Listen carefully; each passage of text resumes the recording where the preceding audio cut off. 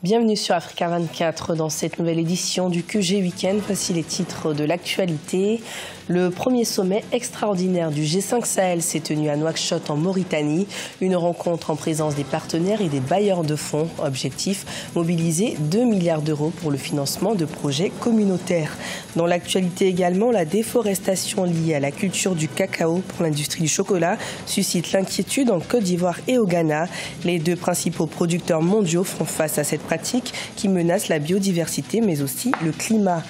Et puis le Cameroun organisera la Coupe d'Afrique des Nations en 2021. Après avoir retiré l'organisation de la CAN 2019 au pays, la Confédération africaine de football estime que le Cameroun pourra ainsi se préparer dans de meilleures conditions pour 2021. Mais tout d'abord, le Rwanda, condamné pour la détention pendant 8 ans de l'opposante Victoire Ingabire. Le pays va devoir lui verser 65 230 000 francs rwandais pour réparer les préjudices matériels et moraux occasionnés par ces 8 années passées en prison. Une décision rendue par la Cour africaine des droits de l'homme et des peuples. Pour rappel, Victoire Ingabire avait été condamnée en 2011 à 15 ans de prison pour minimisation du génocide. Elle a finalement été libérée en septembre 2018. Le premier sommet extraordinaire du G5 Sahel avec ses partenaires et bailleurs de fonds a eu lieu à Nouakchott en Mauritanie. La rencontre visait à mobiliser 2 milliards d'euros pour le financement de projets communautaires. La lutte contre la faim dans la sous-région fait également partie des priorités. Retour sur la rencontre avec Marcel Farba Maroun. Le G5 Sahel, organisation qui regroupe le Burkina Faso, le Mali, la Mauritanie, le Niger et le Tchad, a tenu son premier sommet extraordinaire avec ses partenaires et bailleurs de fonds jeudi 6 décembre 2018 à Nouakchott, la capitale mauritanienne. Parmi les enjeux de cette rencontre figure le financement d'une quarantaine de projets communautaires dans cette zone en phase avec le PIP, programme d'investissement prioritaire axé sur 3 points, l'hydraulique, la gestion des conflits intercommunautaires et la sécurité intérieure. La rencontre a pour but de financer la SDS, stratégie du G5 Sahel pour le développement et la sécurité, adoptée en 2016. Le PIP, document de mise en œuvre de la SDS, comprend 40 projets structurants pour un montant total de près de 2 milliards d'euros, dont 13% ont été sécurisés par les États membres. Toutefois, les dirigeants des pays de la zone G5 Sahel sont appelés à redéfinir les priorités. Selon la Confédération Oxfam, celles-ci doivent être orientées vers la lutte contre la faim ainsi que l'amélioration de la situation nutritionnelle des populations en dépit des nombreux défis sécuritaires. Je crois que c'est le déficit de soins et le manque de nourriture qui est en partie cause de cette insécurité. Vous savez que dans certaines parties des pays du G5, et les populations se sentent délaissées. Donc, c'est un terreau fertile pour la situation que nous vivons aujourd'hui. Dans un récent rapport sur l'état de la sécurité alimentaire et de la nutrition, l'Organisation des Nations Unies indique que le Sahel est la partie du monde qui a enregistré la plus importante progression du nombre de personnes sous-alimentées en 2017, avec 13,1 millions d'individus. Un marché unifié et régulé de l'électricité au sein de la communauté économique des États de l'Afrique de l'Ouest.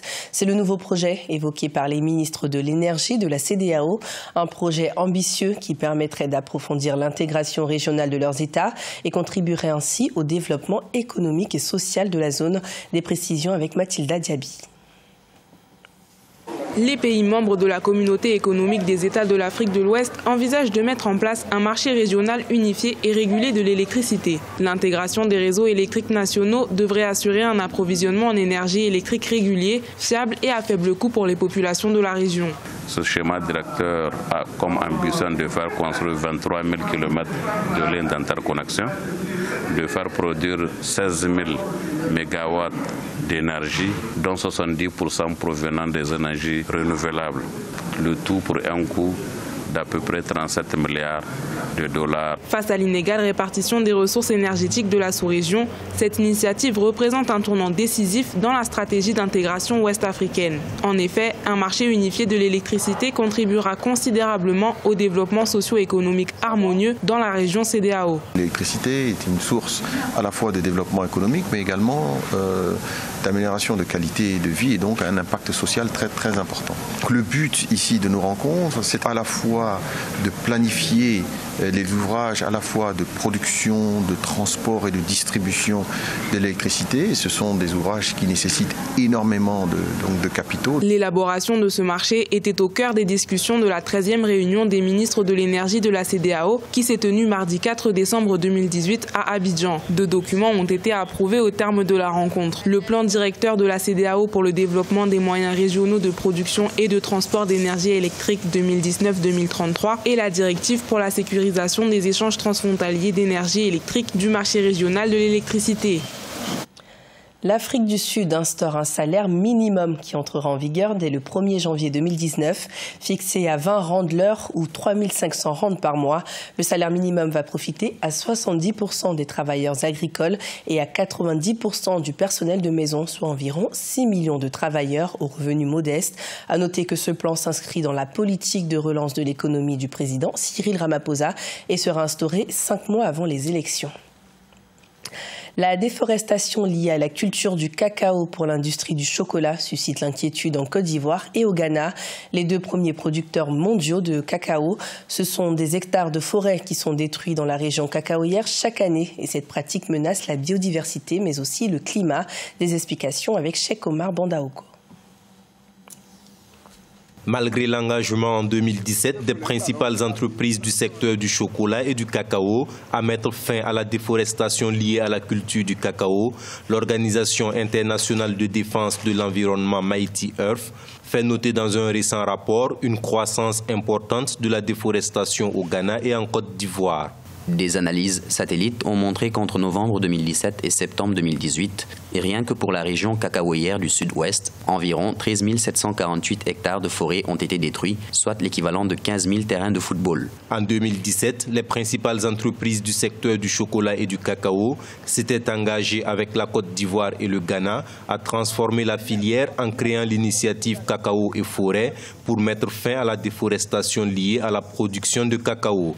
Mais Mighty Earth souligne que le secteur du chocolat continue de s'approvisionner en cacao auprès des fournisseurs impliqués dans la destruction des dernières forêts d'Afrique de l'Ouest. Les plants de cacao, les pépinières, les programmes de développement des plantes, tout ça, c'est financé en grande partie par les chocolatiers. Et si ces plants-là ne peuvent se développer que dans les zones forestières majoritairement, les gens vont attaquer les forêts. Donc c'est sûr que ces engagements-là, c'est vrai, on peut les prendre, mais dans le fond, ça ne peut pas être forcément respecté. Voilà, parce que l'enjeu est vraiment économique. On a besoin de rendement, on a besoin de production. L'ONG note cependant que des progrès évidents ont été accomplis à certains endroits et qu'il est donc possible pour les chocolatiers et les autorités locales d'entreprendre des changements positifs. Le Cameroun organisera la CAN 2021. Après le retrait de la prochaine édition 2019, la Confédération africaine de football a en effet décidé d'accorder l'organisation de la compétition au Cameroun. La CAF met également en place de nouvelles dispositions pour le pays afin de garantir une meilleure organisation. Mariama Dramé et Graziela Tchakounté. Le Cameroun ne sera ni sanctionné ni pénalisé pour la Coupe d'Afrique des Nations 2019. Le champion d'Afrique en titre organisera l'édition 2021 de la compétition.